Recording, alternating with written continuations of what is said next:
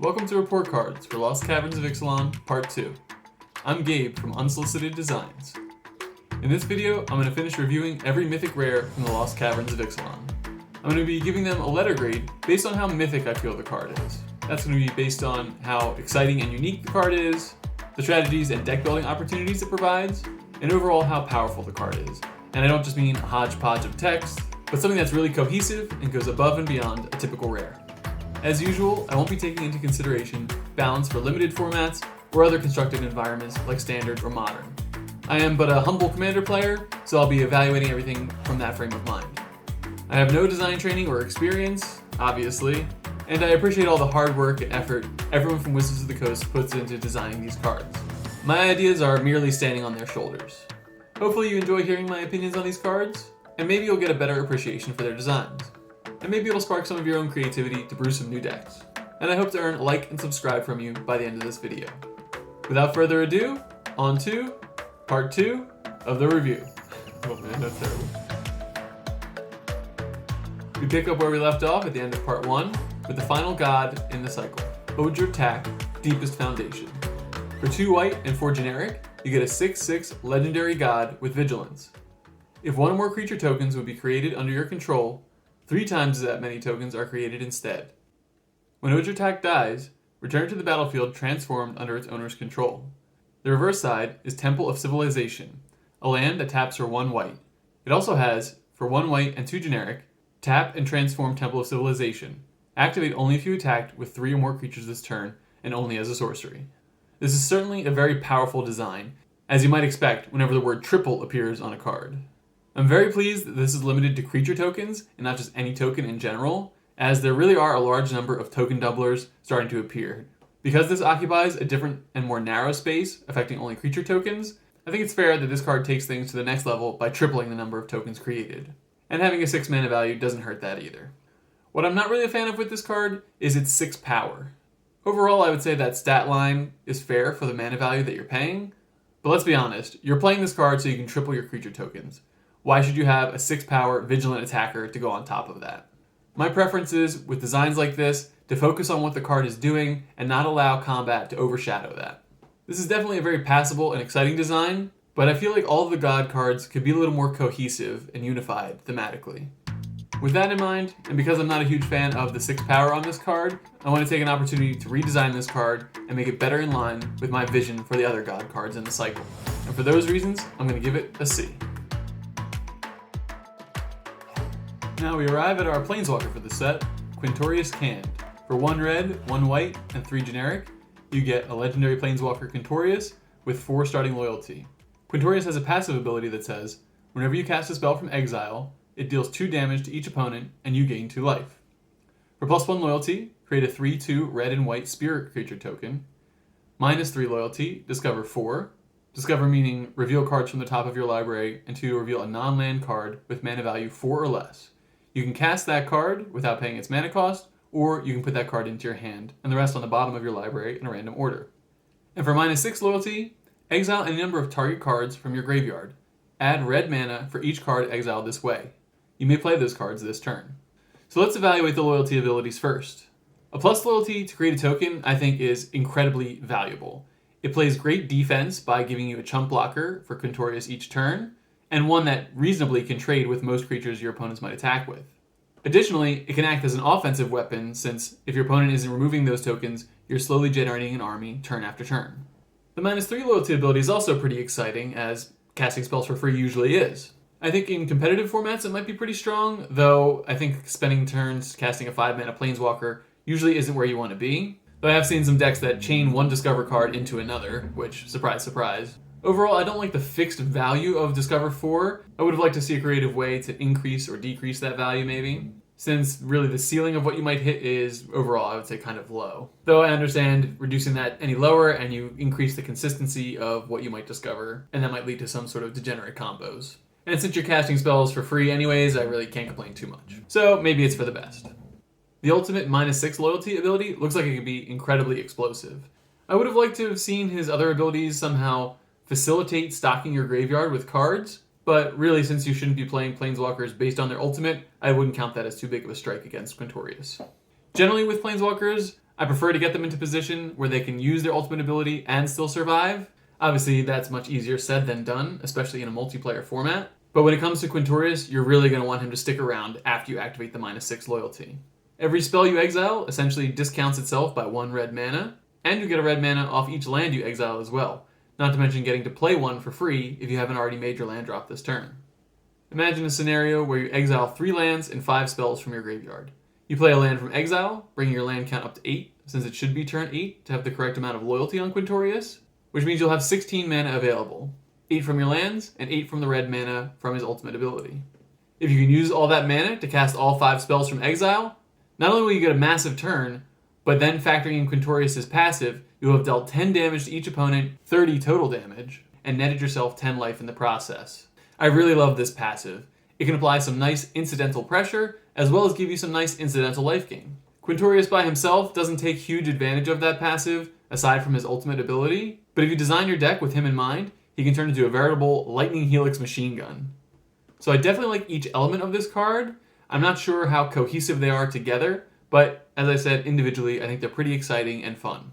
But I don't think Planeswalkers should be an all-in-one package, and I think they're doing a good job of designing them that way anymore. So as long as you construct your deck to support Quintorius, I think he can dramatically affect every life total at the table and help build your board presence turn after turn. This is a great design overall, and I really like how they're exploring from exile design space recently. I'm looking forward to using this card, and I'm really looking forward to see what other designs they come up with in this space. So I'm going to go ahead and give Quintorius Kand an A. Now we come to our final reprint in this set, Resplendent Angel. For 2 white and 1 generic, you get a 3/3 Angel with flying. At the beginning of each end step, if you gain 5 or more life this turn, create a 4/4 white angel creature token with flying and vigilance. And then for 3 white and 3 generic, until end of turn, Resplendent Angel gets +2/+2 and gains lifelink. This reprint is a little surprising to see. Before I read the story, I assumed there was a relevant reason that this card was appearing on Ixalan. Spoiler alert, I have read the story and there is not. And interesting to note, this is only one of 2 angels that have ever appeared on Ixalan in any set that's been printed. Both of the angels appeared in this set. What I really like about this design is how they more or less split the card in half. What I mean by that is, realistically, I think this could have been a 6 mana creature that was a 5/5 flying lifelinker with the same text about creating angel tokens. Instead, they cut the mana cost down to 3, dropped the stat line to 3/3, and added the activated ability. Because they chose to design the card this way, it makes it much more playable. I'm all for designing cards in a way where they don't just get stuck in your hand and you don't get to play a competitive and fun game of Magic. So while the cost to activate the ability looks pretty prohibitive, I think it's perfect. It's expertly crafted to let you play the angel on part of your curve where you normally wouldn't see a card like this.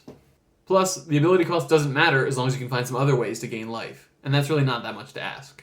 Overall, I would say this card is very similar to the transform cards that they've designed in this set, and the only knock I have against it is the fact that they didn't take the opportunity to print a new version of this card that used transform.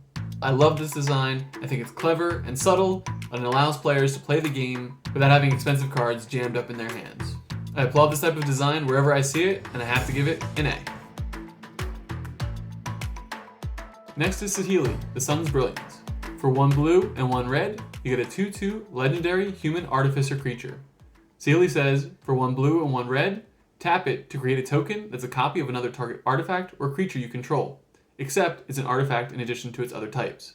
It gains haste. Sacrifice it at the beginning of the next end step. I think this is an incredibly powerful card. Creating tokens allows you to repeatedly take advantage of any enters the battlefield triggers you might have for both your creatures and your artifacts. You can generate a chump blocker in a pinch, and if you activate her at the end of an opponent's turn, you get to keep the token through the next turn. That means you can get an additional attacker during your next combat step, or a temporary mana boost if you have a treasure or mana rock available to you. I think that's a tremendous amount of flexibility and potential value, considering that Saheeli only costs 2 mana to play and only 2 mana to activate. And that's why I think Saheeli is largely overlooked right now. We typically see this effect on more expensive cards, and I feel like a large part of this design is the significantly reduced mana value of the card. And while I love that, and I value this card overall very highly, it doesn't otherwise break much new ground. So, because of that, I can't really go much higher than a B. Now let's take a look at Sovereign Okinec Ahau. For 1 white, 1 green, and 2 generic, you get a 3/4 legendary cat noble creature with Ward 2. Whenever Sovereign Okinec Ahau attacks, for each creature you control with power greater than that creature's base power, put a number of +1/+1 counters on that creature equal to the difference. Now this looks like a very fun design. The first combat step, it may not look like much, but this card can definitely snowball. So for example, if the first time you attack and the creature has +1 to its base power, it'll receive 1 +1/+1 counter. The next time you attack, it'll have +2 power to its base stats, and that means it'll get 2 additional counters. Then 4, then 8, and so on, and hopefully you've killed all of your opponents at that point. What I love about this card is that there are so many counters decks that this could seamlessly fit into. Personally, I like the looks of having some 0 power creatures that enter the battlefield with +1/+1 counters. They'll meet the conditions by default, and every time they attack, they'll be doubling their power and toughness. Sovereign is simply just a very powerful card, and it lets you explore an incredible amount of options your own creative, individual way. To me, that's very exciting and very much what you want to see out of a Mythic design, so this is very much an A. Now we have our third legendary creature in a row, the Ancient One.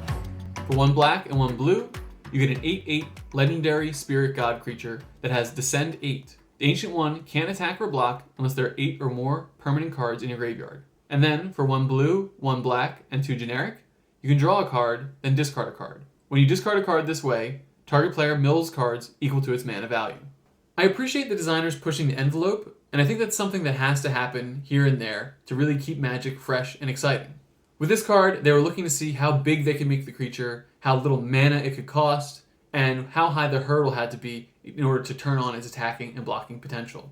Using Descend this way, I thought was a really cool idea and an interesting twist on the mechanic. But the more I looked at it, the more I realized this is more or less just a version of Threshold. For all you younger players out there, Threshold was you have to have 7 or more cards in your graveyard. Descend is certainly different because it only counts permanents, where Threshold was any 7 cards of any type. I like that the Ancient One can get itself online by milling you, but I think they missed the mark pretty badly with more or less every number on this card. I think the mana value is too low, regardless of whether Ancient One is able to attack or block. I think the stat line is too high, because I think the condition isn't all that difficult to meet, because the activated ability can let you mill an exorbitant number of cards. And while I do think it's very cool that you can point that activated ability at your opponents and start milling them out, I think that's way too powerful of an effect to get on top of everything else you're doing. We've seen cards like Uro and Kroxa that require using your graveyard as a resource to pay for them, and I think Ancient One goes in the opposite direction, where it still requires your graveyard to get it online, but then the cards just sit there as an additional resource. And because you can still get use out of the activated ability, and you're only investing 2 mana to cast the Ancient One in the first place, it's not a limiting factor really much at all. So yes, there are a lot of cool things going on here. You get a giant beater, you get some card filtering, you get some self-milling, you can mill your opponent even, but I think this card needs a little more narrow of a focus and to tone some of those numbers down. So because of all that, I think the Ancient One is a C. We're halfway through the review. If you enjoy what you're hearing so far, please give me a like and subscribe. I'd really appreciate it. Next up is our first mythic to use the craft ability, the Enigma Jewel. For 1 blue, you get a legendary artifact that enters the battlefield tapped. Enigma Jewel can be tapped for 2 colorless mana that can only be spent to activate abilities. You can also craft Enigma Jewel with 4 non-lands with activated abilities by paying 1 blue and 8 generic. When you pay the craft cost, you exile the Enigma Jewel and 4 or more other from among permanents you control and or cards in your graveyard. Return this card transformed under its owner's control, and you can craft only as a sorcery. The reverse side is Locus of Enlightenment. Locus of Enlightenment has each activated ability of the exiled cards used to craft it. You may activate each of those abilities only once each turn. And whenever you activate an ability that isn't a mana ability, copy it. You may choose new targets for the copy. There's some pretty crazy numbers being thrown around on this card. Just 1 blue to cast. It adds 2 colorless mana, like Sol Ring, though of course there are limitations. And if you ask me, personally, I think Sol Ring should be banned in Commander. It costs 9 mana to transform it, and on the backside, it doubles your activated abilities once you do. So I think this card is fantastic. I believe it's similar to Resplendent Angel, where it could have been created with just the backside in mind, or maybe even both faces combined. But it probably would have cost 6 or 7 mana most likely. Instead, you wind up paying 9 for the back half, although it's really only 7 mana if you tap the Enigma Jewel to pay for that cost. And while that price is very steep, on the flip side, quite literally, you get a much more playable card that can hopefully generate some mana for you in the meantime, until you're ready to flip this card over into the Locus of Enlightenment. As with Resplendent Angel, I think this design philosophy is just superb. It increases the flexibility of the card as well as the power level, but it spreads the cost out. That means you aren't just stranded with this expensive card in your hand all game, which means you get to play a more engaging and therefore fun game of Magic. Now, this card doesn't slot into every deck very easily, and I think that's a good thing. But any place it can find a home, it threatens to generate a ton of mana and a huge amount of value. Personally, I'm dreaming of putting it into a Planeswalker deck where it will double all the loyalty abilities I activate, as well as turn into basically an unattackable version of a Planeswalker. As if Nicol Bolas couldn't get any more sinister. So I think this is a thoroughly fabulous design that really takes advantage of this new mechanic, as well as having two sides of the card, and it's a design that lets every player employ it in their own way. There's no mystery here. Enigma Jewel is an A. And what do we have here? Another legendary artifact with some pretty crazy lines of text. So here's the Millennium Calendar. For 1 generic, you get a legendary artifact that says, whenever you untap one or more permanents during your untap step, put that many time counters on the Millennium Calendar.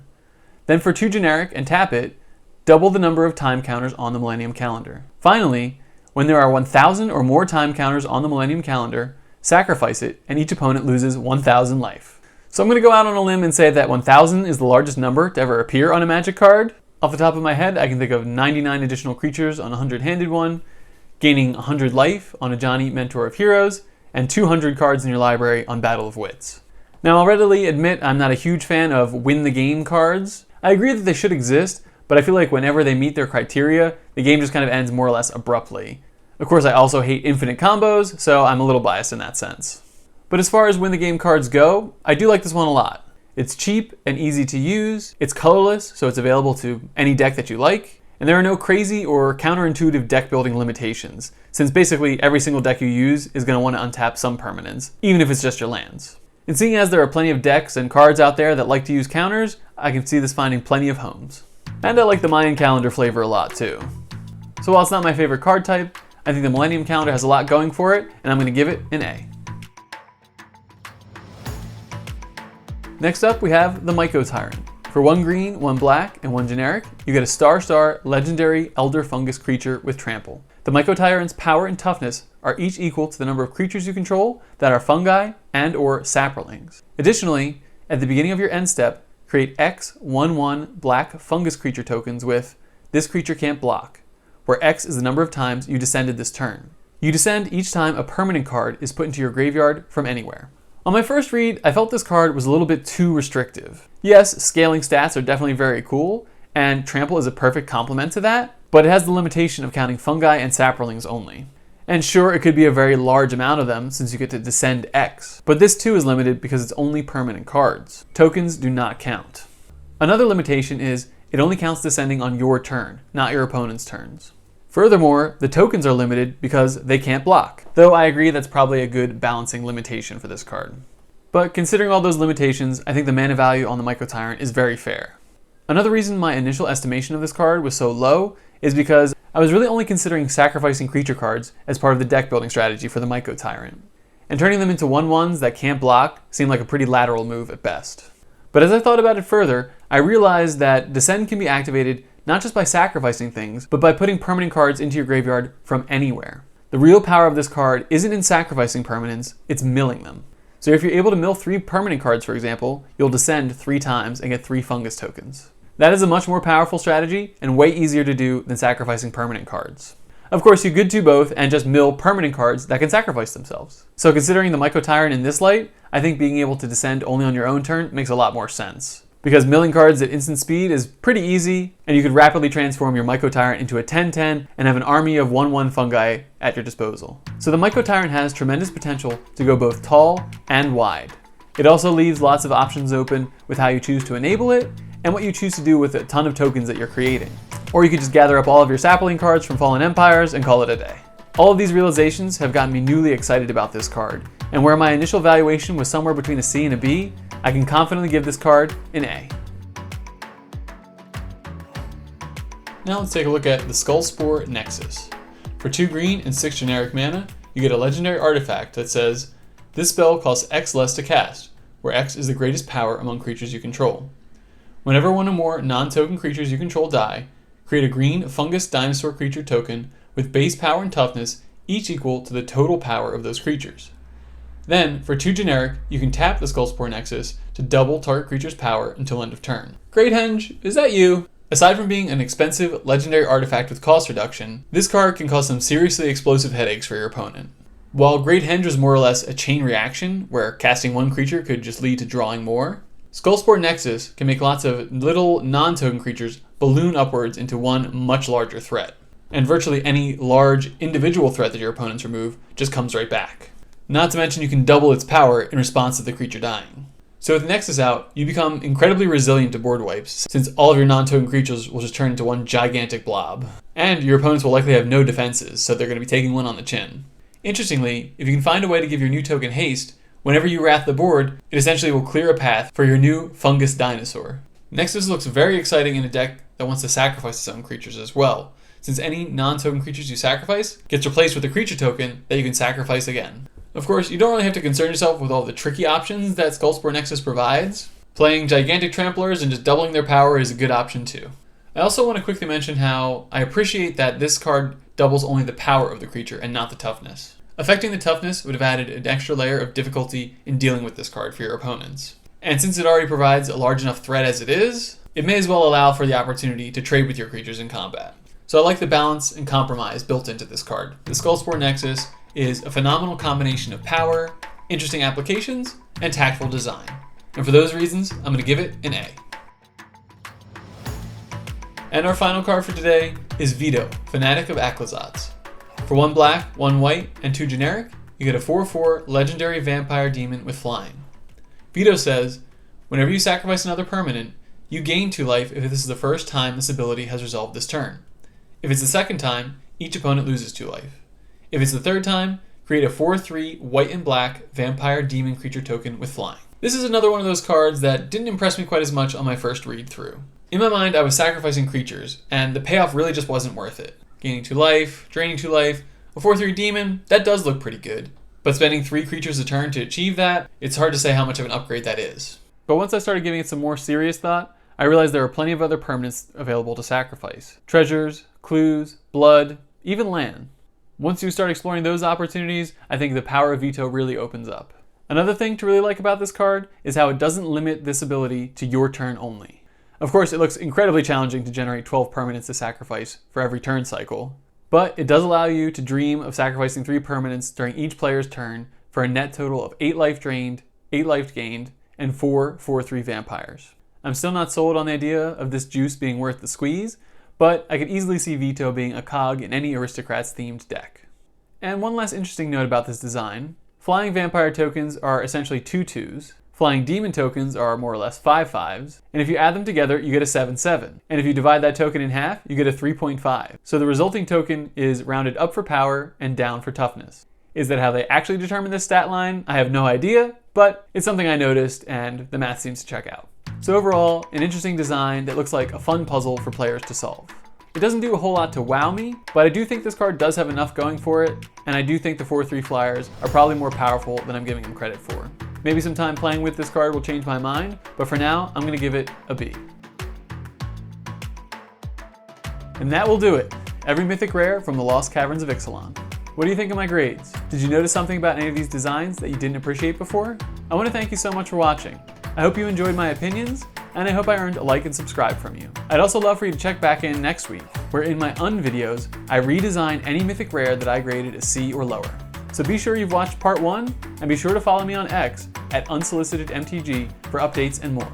Colin, Sean, and I will be recording our next episode of Critics of the Coast soon, and I'll be looking for topic suggestions on X. If you reply to my tweet and we select your topic, we'll give you a shout out in the video. Until then, thanks again. I'm Gabe from Unsolicited Designs, and who asked me anyways?